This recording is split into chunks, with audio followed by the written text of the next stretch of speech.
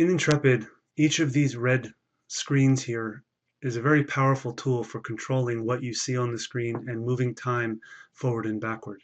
In this tutorial video, we'll be covering the Heavenly Bodies panel. In this panel, you can see that by just with one click of a button, you can turn on or off bodies. This is somewhat revolutionary in astrology software, and it's revolutionary because right here on the screen, available for you at all times, is the ability to, in essence, set your displayed body setting. Here, it's a one-click appear or disappear, and that's very handy. So down this column, we have the luminaries, the sun, the moon, the ascendant, the north node, and when we click the north node, you'll notice that the south node also appears, and the earth, for if you are working with a heliocentric chart. In this column here, we have the main asteroids, and that would be Vesta, Chiron, Ceres, which is now a dwarf planet, Pallas, and of course underneath here is the glyph for the part of fortune, or the lot of fortune. If you're looking for Juno, Juno is over here. This is a glyph for Juno, and this glyph will be changing to the more standard glyph for Juno in the future. Here in this column, these are of course the planets, and again, clicking on or off any of the planetary glyphs will turn them on or off for all of the chart wheels appearing. You can also click the column headers and turn everything on or off as you wish, which is very handy. This column are the major, what we call in Intrepid, the planetary companions, and that we'll be covering in a future chapter video tutorial. So once you have your settings in terms of their displayed bodies here, you can also then go ahead and save your particular sets. I know for me, when I'm doing research on Venus and Mars, I will just go and load the Venus and Mars, so I don't have to click off of all of these and then go back and do this. I just load it and it loads it right in. And then when I'm done with the research and I'm wanting to do, let's say, a reading for someone, astrology reading for someone, then I will go back and load all of them, my standard set of glyphs. Okay? In these 8 what appear to be empty blank spots, you have a very powerful tool here. Essentially, what we can do at Intrepid is you can place in the wheel, not just in the single wheel, but also the bi-wheel, if you have that displayed, or a tri-wheel also, any asteroid by name or number. Let me show you this screen. If you choose asteroid by name, this screen comes in, and then you can simply type in whatever asteroid you are looking for. So let's say I'm looking for a friend of mine named William. I might do that and see, oh, there's an asteroid named Williams. I want to see where the asteroid named Williams is on the chart. So Williams will appear.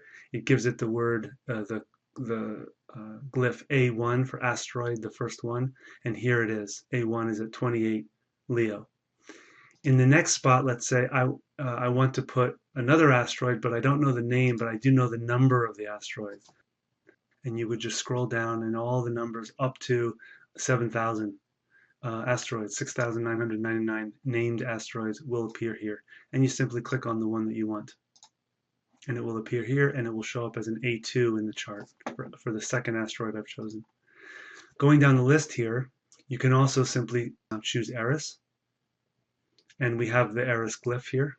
And the Eris glyph here on Barack Obama's chart is at 1030 Aries down here in the second house.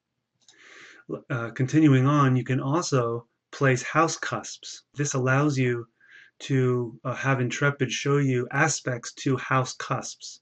So let's say I wanted to put the 5th house cusp. My client was interested in that question about having children. Well, here's the 5th house cusp. You can see aspect lines going to and from the actual house cusp. And that's a very powerful tool if you're looking for house ingresses. You can also choose a midpoint on the fly. I personally use this quite a bit.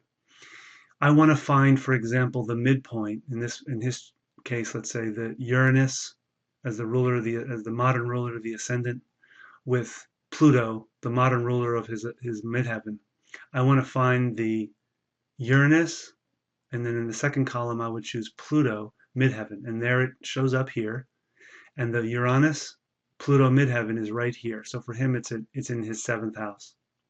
And like you saw there, we could select any midpoint. Continuing on, we even have planetary moons, the major moons of Mars, Jupiter, Saturn, Uranus, and Neptune. And clicking on one of these gives you the names, and you get to choose which one you want to see. Likewise, you can choose a planetary node. This is very unique in astrology. There's a small number but growing number of astrologers today using planetary nodes. And here you can instantly see, let's say, the Jupiter node, and that shows up here. And continuing on, you can even, similar to the asteroids, we can choose a star. So by choosing a star, you see here that you can refine your list. You know there's a star, for example, in the constellation of Pegasus. This gives all the named and as yet unnamed stars in the constellation of Pegasus. Here they are. And you click on one of them and you simply click Put on Track right here, this button here. Or you can choose a star by name.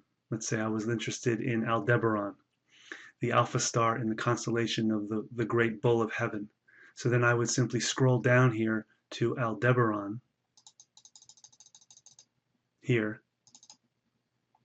and then put that on track. So here's Aldebaran.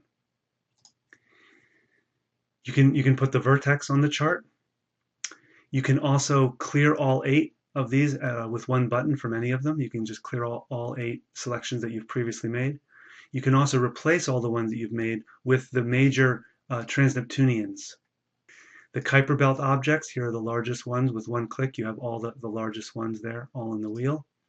And as well, you can simply, with one click, choose all the planetary nodes if you're a node buff. And one other piece about this is that when you click or unclick each of the individual bodies, just because it's in the window doesn't mean it's glued to the screen. You can actually unclick or then go back and click individual settings and then turn these on or off as you will. Here at the stars menu, you can also choose to put Galactic Center or the Galactic Attractor, the Great Attractor, here at mid Sagittarius. Okay, so it's a very powerful tool, the heavenly bodies, and it is unique in astrology. And we plan in the future on increasing the number of bodies you will be able to put in here, and increasing the number of glyphs, and even the number of objects in here in this drop-down list you'll be able to have. But it's an exciting time here at Intrepid.